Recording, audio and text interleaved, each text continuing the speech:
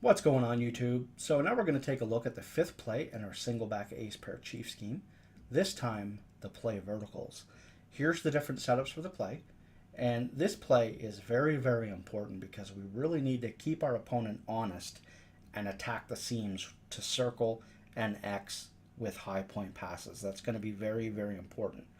As you can see right here, the seam is wide open. So even though we don't end up throwing a high point pass, he's fanning out his defenders in purples and flat routes, cloud flats, and we need to take advantage of that. We need to keep them honest, keep the defenders over the middle of the field so that we can then, of course, start to attack the flats like we do many times with square and many times with R1.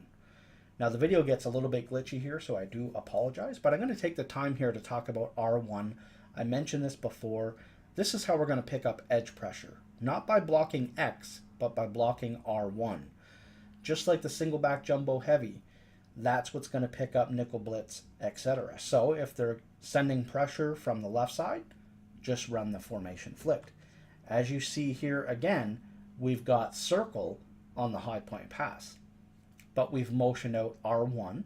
So we motion them out and we use the advantage of the fact that now the routes, when you motion them, if you snap them early, they go on a delay. And that's what we're going to have to do with R1. If the defender backs up, the fact that our guy is on a delay is going to allow us to complete this pass for a decent chunk of yards. As you can see right there, 6 yards. So he backs up, then now he comes and plays forward. So now we know that it's either man coverage or he's in a flat. So we just read it. It ends up being man coverage. And that is, of course, where triangle is very, very glitchy. He's playing over the middle, worrying about circle, worrying about X. It ends up being man coverage. And, of course, we all know that this is one of the best routes in the entire game. It's like a speed out of the backfield. We all know it from the gun version. And, again, as I mentioned, this is very, very important. 4 verticals has to be a big part of your scheme because you have to attack the seams. Then we're going to take a look at square, as you saw on the previous play. Square against cover 2 is going to get open. Now here, a pass lead to the outside to square again.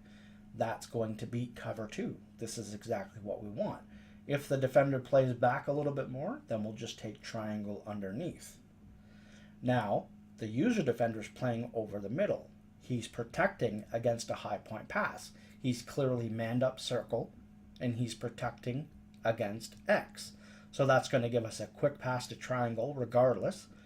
Or because he's strafing, if we just stay patient, all we need to do is throw in behind the user defender. He's so worried about the high point pass because it's so hard to defend that we can just stay patient and hit him in behind. Now, I've talked many times about in routes and a lot of those glitchy speed ins. Again, Pat's Y post, out of the gun trips tight end formation. I've mentioned it many, many times on this channel. Here we're going to motion out the tight end and put him on an in. It looks like they're blitzing heavy out of man, or at least that's what he's been doing throughout the game. So the one way to beat a heavy man blitz like that is to motion the guy out, put him on an in route, and then throw a low pass.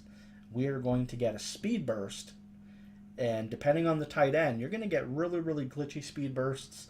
Gronkowski is going to catch it and go to the outside, maybe get a touchdown.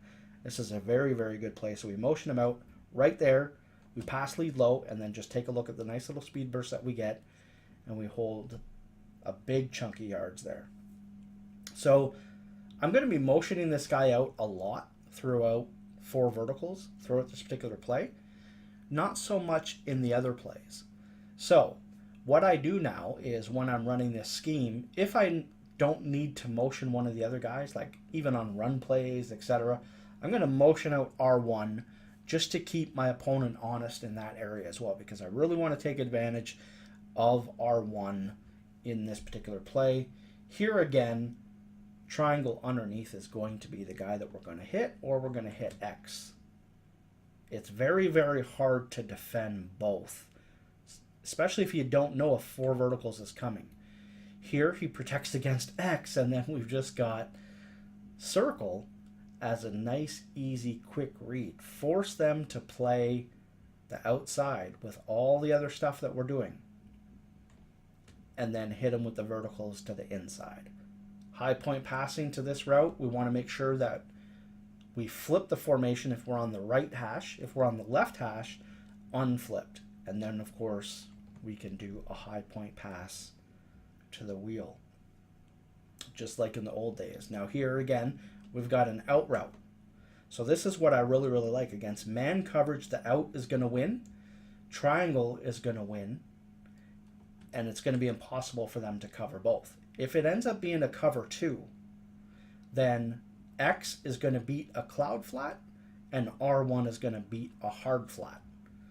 R1's going to get in behind the hard flat. So basically, X is going to be my first read on this play. And if he's open, and I'm taking it every single time, just like we do right here, and we end up picking 9 yards.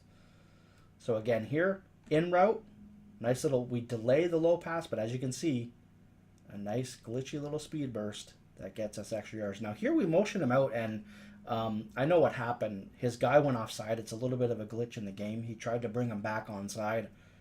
We take advantage, unfortunately for him, and we throw the triangle, get the easy touchdown. High point passing. This is an example. This is a tough one, but I did put one example in. If it ends up being man coverage and you call 4 verticals and you try to do a high point pass, go low. Do a low pass against one-on-one man coverage, and the defender's not going to make a play. As you see right there, even though he's covering them, we just do a low pass, and we're good to go. This is such an important play in the scheme because of all this motioning and because of those seam routes. It really, really makes it so that our opponent doesn't have much of a choice. Now again, here with triangle on R1, he's called man coverage. He goes over, he tries to make a play on R1, but as I said, those low passes, they glitch out defenders. And that's why they're so important. And every once in a while, you're going to get lucky, and they're going to have manned up the guy that's supposed to be covering the tight end, and we're going to get him free once we motion him out. Again there, that's what I talked about. We're going to go back and take a look at that one more time. The delay, we snap it now so that he won't go out on his route right away. If the defender backs up and our guy pauses, that's going to give us free room to be able to hit this guy. So watch, he pauses just a little bit, the guy backs up, we make the throw, and we pick up a solid 5 yards. Motion him out again, and again, look at this. R1 on a low pass, circle on a high point pass, or triangle as he comes in late. Just look at the nice little speed burst. We pick up 14 yards. So 4 verticals. That's pretty much all you need to know about this particular play. It's something that you're just going to need. It's just all part of scheming, and it's in most of the playbooks. So no issue there. Just high point them to death. Just high point them to death if they start playing the outsides, and once they start playing the insides, then go to some of the other plays I showed, and I promise you, if you're calling the right plays at the right time, you will not be stopped. Hope you guys enjoy. I'll see you soon.